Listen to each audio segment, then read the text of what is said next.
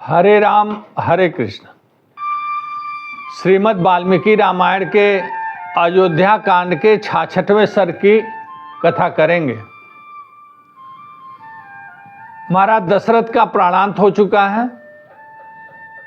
प्रातः काल में उनके जो राजमहल की रानियां हैं, स्त्रियां हैं, सबसे पहले उन्होंने देखा और फिर उन्होंने रोना जब शुरू किया तो कौशल्या जी और सुमित्रा जी जग गईं और कौशल्या जी भी दहाड़ मार के रोते हुए अचेत हो गए। पुनः जब कौशल्या जी चेत में आईं तो 66वें सर्ग में यह प्रसंग है कि कौशल्या जी महाराज दशरथ के श्रीहीन जो बुझे हुआ आग के समान जो उनका जो शरीर है उसका मस्तक अपने गोद में रख करके और आंखों में आंसू भर करके जोर जोर से विलाप कर रही हैं। तब तक उनको सामने कैकेयी दिखाई देती हैं तो कैकेयी पे क्रोधित होकर के और वह बहुत जोरों जोरों से कहती हैं कौशल्या जी कि रे दुर्बुद्धि, रे दुष्ट औरत, तुम तो राम को वन में भेज करके तुमने हमें तो कहीं का नहीं छोड़ा था, आज तो तुम महाराज को भी खा गए। अब तेरे कलेजे में ठंडक पहुंचेगी और तू निष्कंटक राज्य अब करेगी। जा तू अब निष्कंटक राज भोग। तू यही चाहती थी कि महाराज भी स्वर्ग सिधार जाएं और राम भी वन चले जाएं, तो राम भी चले गए, लक्ष्मण भी चले गए, सीता भी चली गई। यही तू जो चाहती थी, अब तेरा राज्य निष्कंटक हो गया। जा तू राज भोग, राज्य का भोग कर। तूने महाराज का और श्री राम का तो अहित किया ही, साथ में तूने लक्ष्मण और सीता का भी अहित कर दिया। वह अभागी सीता जो सुकुमारी है, जो राजा जनक की दुलारी पुत्री है, उसको भी तूने वन दे दिया। किस प्रकार से वो वन में कष्ट भोग रही होगी। सीता के कष्ट भोगने का समाचार जब राजा जनक सुनेंगे तो उनके हृदय पर कितना आघात होगा। वह भी स्वर्ग सिधार जाएंगे, क्योंकि वह राजा जनक के पास तो कन्याएं ही हैं। जिन कन्याओं को वह देख करके और जीवन जीते हैं, उन्हीं कन्या में से एक सीता वन में चली गई और दुख भोग रही है। तो वह दुख देख करके महाराज जनक भी अब जीवित नहीं रहेंगे। इतना कह के वह जोर जोर से फिर दहाड़ मार करके जोर जोर से विलाप करती हैं। तो जो महाराज दशरथ के मंत्रीगण थे, अब वो राजमहल में आ चुके हैं।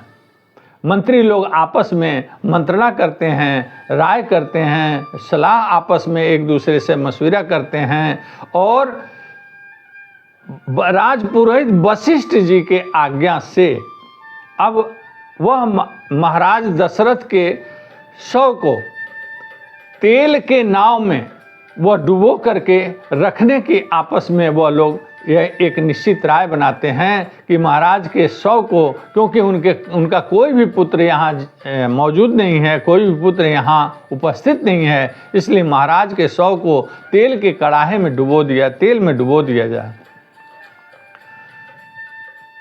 पुरोहित वशिष्ठ जी के निर्देश पर मंत्री लोग इस कार्य में जुट जाते हैं और कुछ स्त्रियों को, वह जो राजभवन की स्त्रियां हैं, राजमहल की स्त्रियां हैं, उनको मंत्री लोग कहते हैं कि कौशल्या जी को हटा दीजिए, दूर हटा दीजिए, महाराज के शव के पास से दूर हटा दीजिए कौशल्या जी को, अन्यथा हम लोगों को इस कार्य में बाधा होगी। उनके शव को तेल के कड़ाह में डालना हम लोगों के लिए असंभव हो रहा है, मुश्किल हो रहा है। कुछ स्त्रियां मिल करके कौशल्या जी को महाराज दशरथ के शव से दूर ले जाती हैं, उनको किसी तरह खींच करके ले जाती हैं ज़बरदस्ती। और इधर वशिष्ठ जी के निर्देशन पे एक बड़ी सी नाव नुमा एक बड़ी कड़ाही मंगाई जाती है और उसमें तेल भर करके और महाराज दशरथ के शव को उसी में रख दिया जाता है।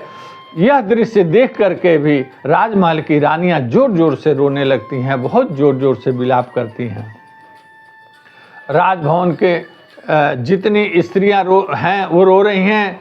अयोध्या और कोसल के राज्य के लोग दूर दूर से जो लोग भी सुन रहे हैं इस महाराज के निधन का समाचार, वह लोग महाराज महल की तरफ आते जा रहे हैं और सबकी आंखों में आंसू हैं, सब लोग रो रहे हैं।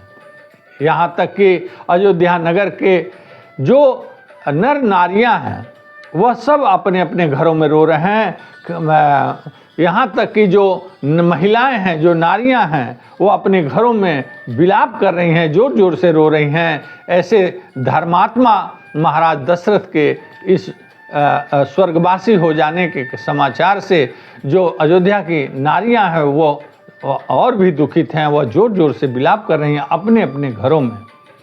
पूरा नगर जो है वह श्रीहीन हो चुका है। पूरे नगर में कहीं भी कोई झाड़ू बुहार नहीं हो रहा है, कहीं भी सफाई का कार्य नहीं हो रहा है। हर जगह मंगल कार्य बंद है। लिपाई पुताई झाड़ बुहार सारे कार्य बंद हैं। यहाँ तक कि मंगल कार्य भी नहीं हो रहे होने के कारण पूरा नगर श्रीहीन दिखाई देता है और सारे लोग शोक संतप्त हैं, सब लोग रो रहे हैं, सबकी आंखों में आंसू है धर्मात्मा महाराज के निधन का समाचार सुन करके। ऐसे आज 7वें दिन भी इस प्रकार से पूरा दिन महाराज के शव को तेल के कढ़ाई में रखने और अन्य इंतजाम करने में ही पूरा दिन बीत जाता है और रात्रि उपस्थित हो जाती है। सारे मंत्रीगण और वशिष्ठ जी, महामुनि वशिष्ठ जी आपस में रात भर ये लोग मंत्रणा करते हैं। रात भर ये लोग आपस में बातचीत करते हैं कि आगे हमें क्या करना चाहिए। इसी विचार में यह सर्ग समाप्त हो जाता है। हम 66वें सर्ग की कथा यहीं समाप्त होती है। 67वें सर्ग की कथा हम अगली कड़ी में करेंगे।